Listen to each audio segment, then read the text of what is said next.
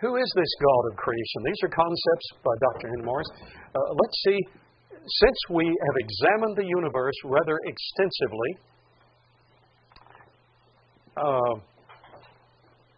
the designer of this universe had to have certain characteristics. Let's see what they were.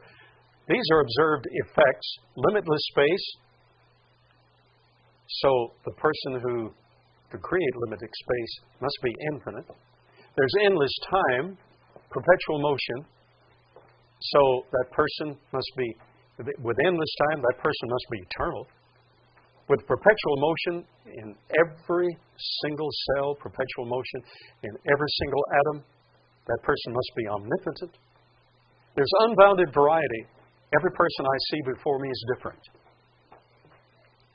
Aren't you glad? Unbounded variety in butterflies. That person, to create that, must be omnipresent.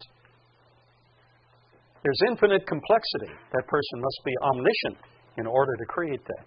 There's consciousness, so that person must be personal. There's feeling, so that individual must be emotional. There's will, so that person must be volitional choice. There are ethical values, so that person must be moral. There are religious values, that person must be spiritual. There's beauty, that person must be aesthetic. There's righteousness, that person must be holy. There's justice, that person must be just. There's love, that person must be loving. There's life, that person must be living. So we see in the universe limitless space, endless time, perpetual motion, unbounded variety, infinite complexity, consciousness, feeling, will, ethical values, religious values, beauty, righteousness, justice, love, and life. So whoever created this must be infinite, eternal, omnipotent, omnipresent, omniscient. Now wait a minute. Evolution has been ascribed that role. But we've seen that evolution has no power to do anything. Natural selection can only work with what's already there. So we have to look to someone who's personal, emotional, volitional, moral, spiritual, aesthetic, holy, just, loving, living. Would you like to meet him? Okay. The God of creation is the only one who qualifies. So let's go from here. In bioscience, biologist Stanley Beck discussed such things as cause and effect, the unified nature of the world.